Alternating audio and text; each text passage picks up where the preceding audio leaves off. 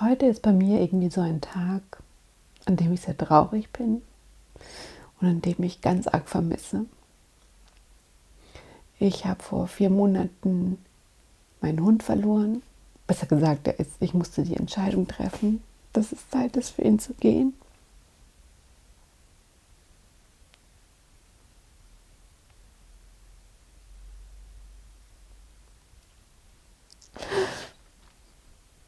Und ich weiß, dass viele jetzt vielleicht denken, für sich ist halt nur ein Tier.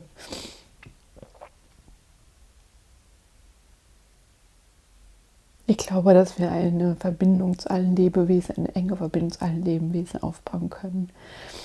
Und ob ich einen Menschen vermisse, natürlich ist auch Zeit ein Problem, in Anführungszeichen, also je länger man Zeit mit jemandem verbringt, umso enger wird man. Also ob man nun einen Elternteil verliert, den man 50, 60 Jahre des eigenen Lebens gekannt hat, oder jemanden von einem Jahr. Wobei auch da gibt es sicherlich Unterschiede. Die Frage ist wirklich, was für ein enges Verhältnis hatte man zu diesem Lebewesen?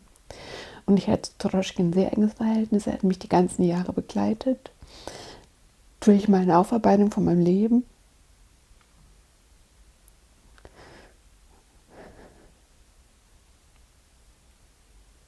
Und heute ist so ein Tag, da vermisse ich ihn so sehr.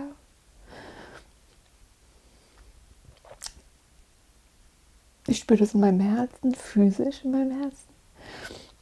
Und ich spüre diese Leere um mich herum. Eine Leere, die ja nie wieder gefüllt werden kann.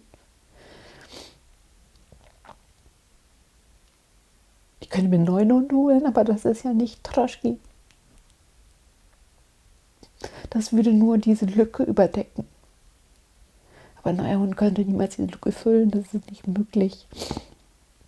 So wie auch der Tod von einem geliebten Menschen niemals ersetzt werden kann durch einen anderen Menschen. Es kann überdeckt werden, aber die Leere und diese Lücke bleibt ja trotzdem vorhanden.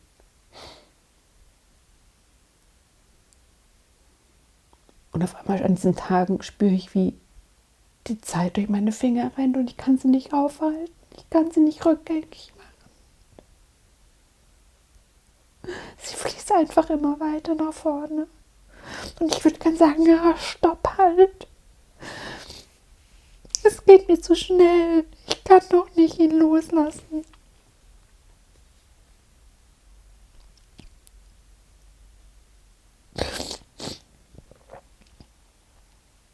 Aber wir können die Zeit nicht aufhalten, richtig? Und anstatt des geliebten Wesens begleitet uns auf einmal dieses Gefühl der Trauer für den Rest unseres Lebens. Und dieses Vermissen, dieses Gefühl der Trauer wird weniger werden, aber es wird immer da sein. Und ganz unauffällig kommt es an einem ganz unauffälligen Tag. Vielleicht sieht man ein Bild, wir hatten auch nur einen Gedanke und dann macht es BÄM und man ist wieder in dieser Trauer drin. Und ich weiß, die Trauer wird weiterziehen, bis sie das nächste Mal wieder kommt.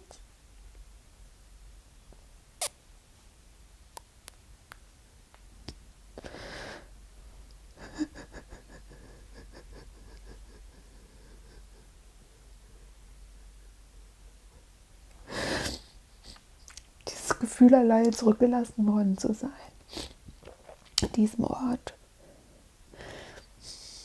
es alleine weitergehen zu müssen.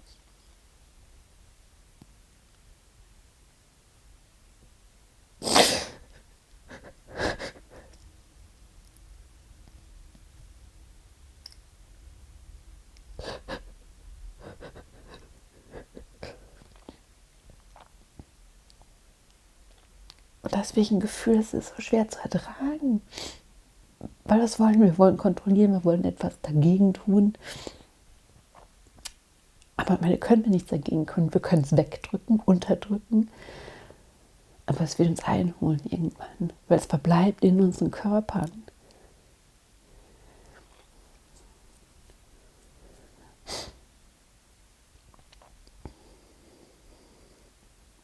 Und um es zu verdauen, müssen wir es fühlen am Ende. und ihm Raum geben und erlauben, da zu sein, ohne dass es einem peinlich ist. Weil ich kann mir vorstellen, dass jetzt vielleicht manche das Video sehen und sich denken, wegen dem Hund. Die reagieren mit Scham, das ist ganz spannend, weil sie das natürlich wahrscheinlich nicht nachempfinden können, nachfühlen, wie ich das gerade fühle. Und mal ehrlich, das kann keiner nachfühlen. Ihr werdet das anders empfinden, als ich das gerade empfinde. Und weil sie oft nicht gelernt haben, selbst damit umzugehen. Das weckt so eine Peinlichkeit in ihnen, ein Fremdschämen. Und dann wird halt garstig damit reagiert, um das zu überspielen. Dass sie überhaupt nicht wissen, wie sie damit umgehen sollen. Und damit muss ich dann wieder oder derjenige, der trauert, umgehen können. Zu sagen, ich verstehe, dass du damit nicht umgehen kannst, aber ich muss jetzt trauern gerade. Um was auch immer. Und wenn es ein Hamster ist. Auch zu einem Hamster kann man sehr enge Beziehungen aufbauen.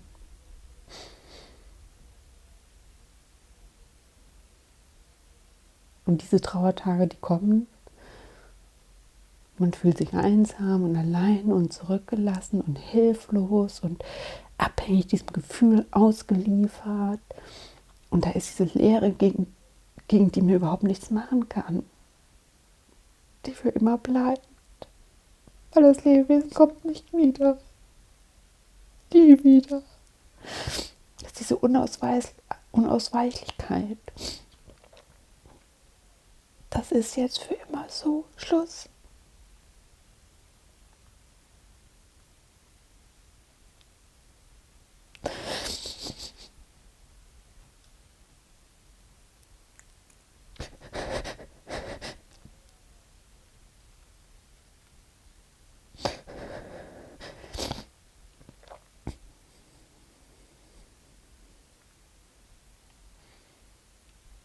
Aber Trauer ist ein unglaublich transformatives Gefühl. Jeder Verlust schafft Platz für Neues. Da schließt sich die eine Tür und da geht ein Fenster auf. Und nachdem Troschki gestorben war es für mich ein Go, aus meiner 10-jährigen Blase, Traumablase auszusteigen, was anderes zu machen, was Neues zu machen.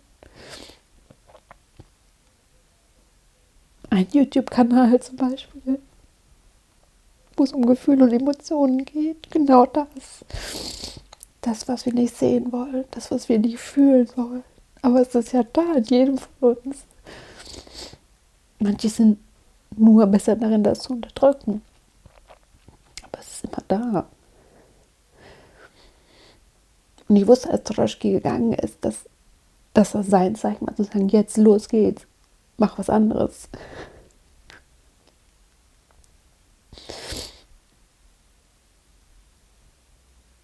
Und dieser Gedanke ist nicht dazu da, um das Gefühl zu rationalisieren oder zu überdecken. Wir benutzen unsere Ratio, unsere Gedanken oft dafür, das Gefühl nicht fühlen zu müssen, was gerade da ist. Es klein zu reden. Dabei ist dieser Gedanke ist ein rationales Verständnis dafür, wie das Leben sich verändert. Das Leben ist immer Veränderung. Und es gibt sehr viele konstruktive, oder alle Gefühle haben etwas Konstruktives, aber es gibt manche, die einen eher lähmen, wie Panik zum Beispiel. Die lähmt einen. Trauer lähmt einen auch, ganz arg. Die Zeit steht erstmal still und auf einmal denkt man sich, wie kann ich weiterleben, während diese Präsenz nicht mehr da ist. Aber dann kommt die Transformation. Dann wurde Platz geschaffen und auf einmal muss man sich neu erfinden. Weil wer ist man jetzt ohne diese Präsenz? Und das Schmerzlichste, das Leben geht weiter. Merkwürdigerweise, wie kann das sein? Wie kann das Leben weitergehen?